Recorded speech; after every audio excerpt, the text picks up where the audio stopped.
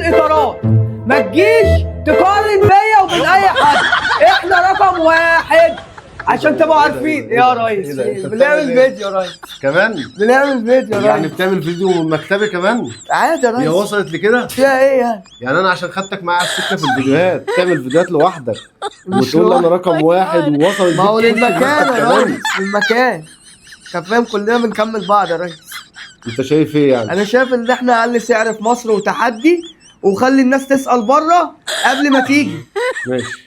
عموما انا مبسوط بالفيديوهات اللي انت بتعملها. ماشي كل حبيبي يا واحد ريس. بيقدم محتوى. النهارده بسم الله ما شاء الله على الساحه ظهر ناس كتير جدا بتعمل فيديوهات عن الكاوتش والاسعار. تعالوا يا يعني ريس. بداوا ايه ياخدوا الاتجاه دوت. انا مش ممانع ولا عندي اي مشكله، بالعكس كل واحد بيتكلم بطريقه. وارد انت بتتكلم بطريقه في ناس بتستوعب بيها عني، وارد في حد بيقتنع بكلام عماد عشان بيتكلم بطريقه مثلا علميه او طريقه عمليه ايا كان.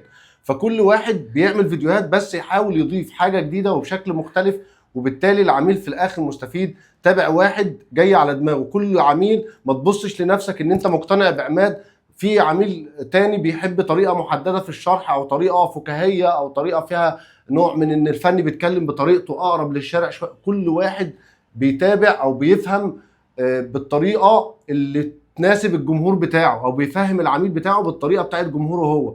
فبالتالي انا مش هبقى حكر عليا ان انا الوحيد اللي بقول معلومات في الكاوتش في مصر.